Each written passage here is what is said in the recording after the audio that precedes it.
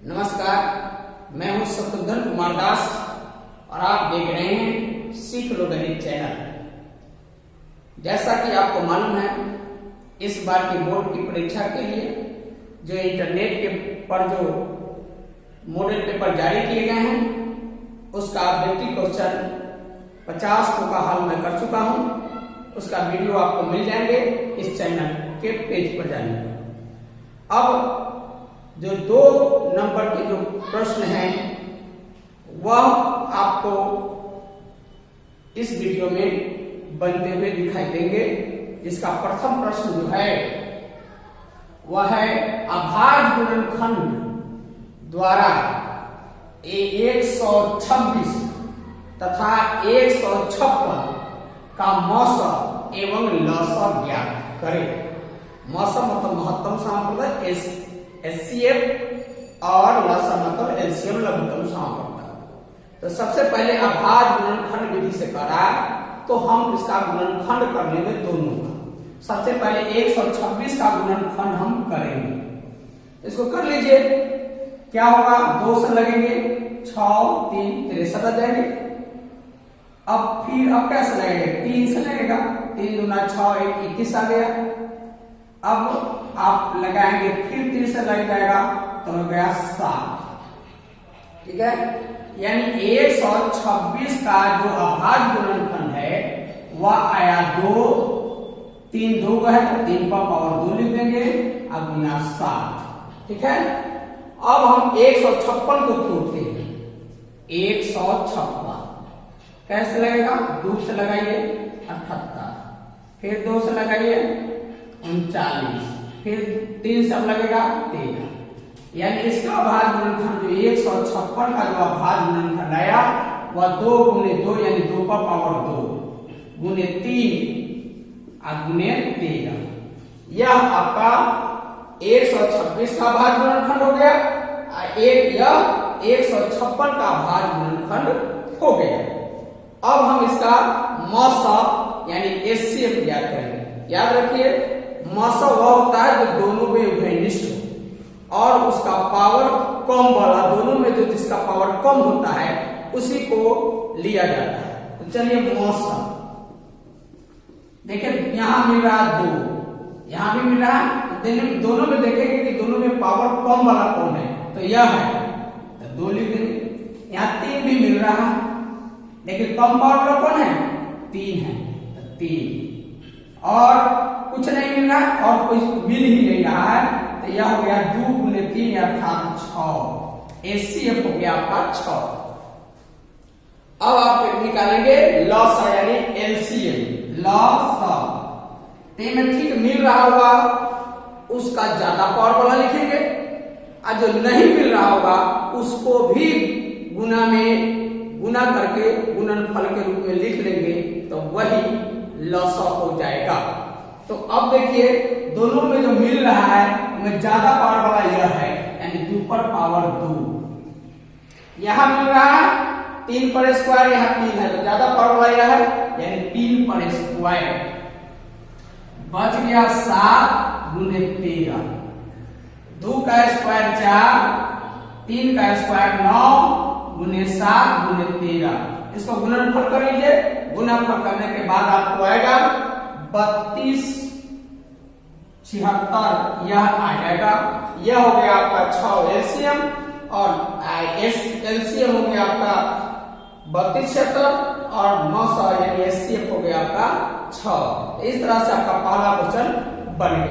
अब दूसरा प्रश्न है कि Px बराबर 2x square plus 3x minus 5 हो तो P3 और P-3 का मान ज्ञात करना है।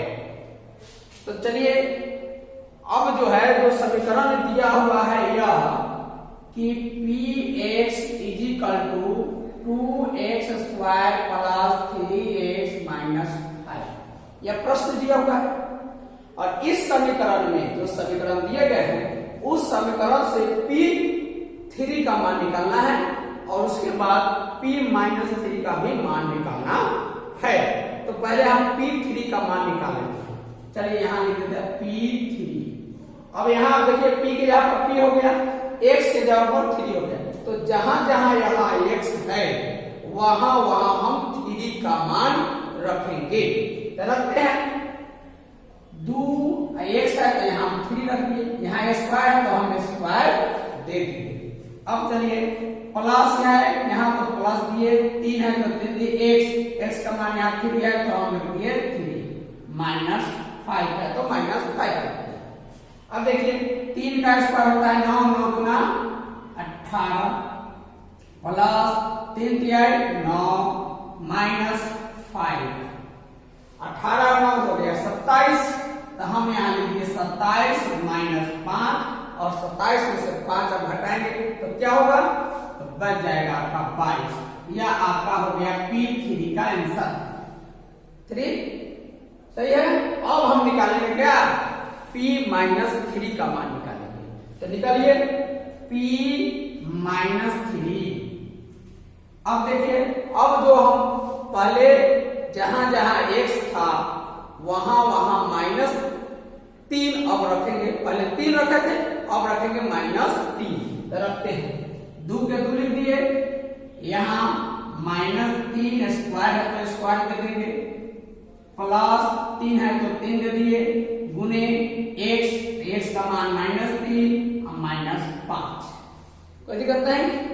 चलिए 2 के 2 माइनस 3 का स्क्वायर होता है 9 प्लस माइनस माइनस 3 9, देखिए माइनस का स्क्वायर यहाँ प्लस का, या प्लस माइनस माइनस, अब 5 है तो 5 हो गया, 9 गुना 18, माइनस दोनों जोड़ जाएगा 9 और 5 कितना हो जाएगा, दोनों चिन्ह है माइनस, ये जोड़ा जाएगा तो माइनस 14 हो जाएगा। 18 में से 14 घटाएंगे तो 4, यह आपका माइनस 3 यानी P माइनस 3 का मान हो गया। तो इस तरह से दूसरा क्वेश्चन आपका बन गया। प्रश्न है कि एक द्विघात बहुपद ज्ञात करें जिसके शून्यकों का योग तथा गुणनफल क्रमशः √2 और 1/3 है। आपको क्या ज्ञात करना है, बहुपद ज्ञात करना है, द्विघात बहुपद। उसके लिए उसका जो शून्यक होता है, द्विघात समीकरण का जो शून्यक होता है उसका योग का मतलब होता है अल्फा प्लस बीटा, और गुणनफल जिसका होता है अल्फा इंटू बीटा वह दे दिया है। कितना दे दिया है, √5 √2 और 1/3 दिया हुआ है। अल्फा मतलब हुआ कि हल करेंगे तो अल्फा प्लस बीटा का मान हो गया √2, इसलिए कि यह मूलों का योगफल है, योगफल मतलब अल्फा प्लस बीटा, तो वह √2 दे दिया। अब क्या दिया हुआ है, मूलों का गुणनफल, मूलों का गुणनफल होता है अल्फा इंटू बीटा, जो दे दिया है आपका 1/3 दे दिया। अब आपके पास हल करने के लिए अल्फा प्लस बीटा √2 है और अल्फा इंटू बीटा 1/3 है।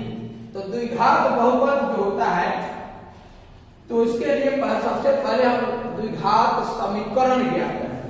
तो द्विघात समीकरण जो होता है वह यह होता है x² minus alpha plus beta into x जोड़ alpha into beta is equal to 0, बराबर में 0 लगा दीजिए, इसलिए यह समीकरण हो गया। इसका 0 का बराबर का 0 हटा देंगे तो यह समीकरण से द्विघात बहुपद हो जाएगा। ठीक है, घात 2 है इसलिए द्विघात है, घात 3 रहता तो त्रिघात हो जाता।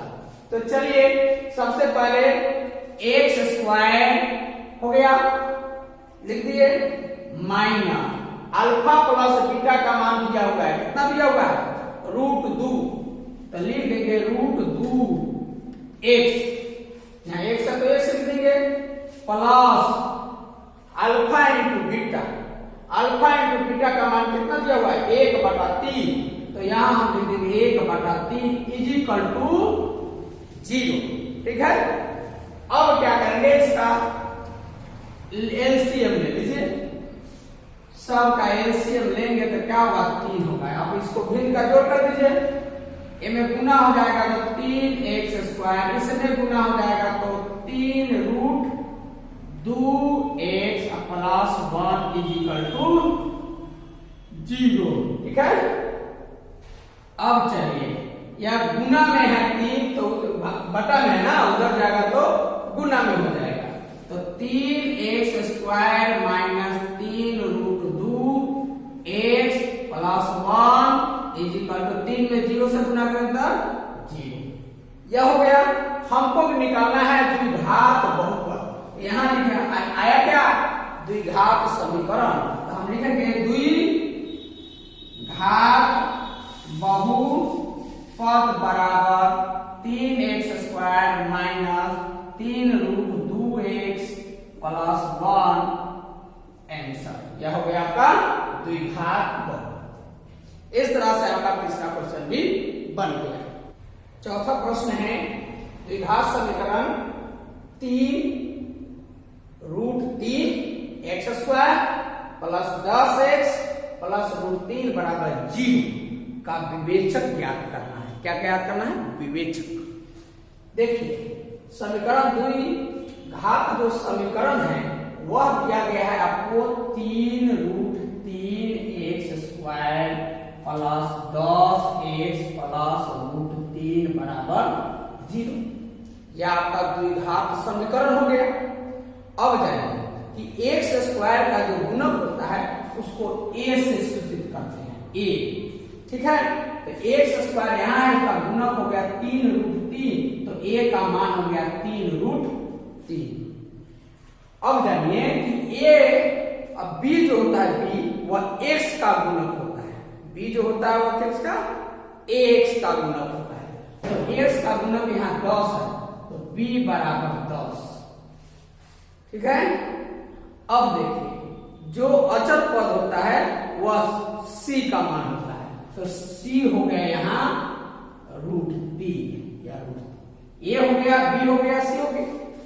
आपको निकालना है विवेचक। विवेचक का मतलब होता है d, यानी d का सूत्र होता है b² - 4ac। ठीक है। d निकालना है आपको, विवेचक निकालना है। उसका सूत्र हो गया b² - 4ac। b का मान क्या है? तो b का मान यहां रखिए, b का मान यहां 10 है, स्क्वायर है, 10 का स्क्वायर कर देंगे, -4, a का मान कितना है? 3√3, तो 3√3 और गुने c का मान कितना है? √3। अब क्या किए, यहाँ a का मान, b का मान हुआ, b का मान की 4 रखिए, a का मान रखिए, c का मान रखिए। अब इसको हल कर लीजिए। अब 100 का जो 10 का स्क्वायर जो होता है वह 100 होता है, तो यहाँ हम लिख देंगे 100। अब देखिए यहाँ कैसे गुना करें, √3 में √3 से गुना करेंगे तो √9 हो जाएगा, और √9 का वर्गमूल 3, यानी √3 में √3 से गुना किए तो हो जाएगा आपका 3, और 3 में 3 से गुना करेंगे तो 9, और 9 में 4 से गुना करेंगे तो 9 × 4 = 36, यानी आपका आ गया 36। ठीक है। अब देखिए, अब यहाँ आ गया 100 में से 36 को घटाना है, तो 100 में से 36 को घटाइए तो कितना आएगा? 64। तो आ गया आपका आंसर 64। यह हो गया आपका आंसर। ठीक है। धन्यवाद। अब 4 प्रश्न बना दिए। अगला 4 प्रश्न के लिए आप क्या कीजिए कि इंतजार कीजिए अगले वीडियो का। तब तक के लिए धन्यवाद।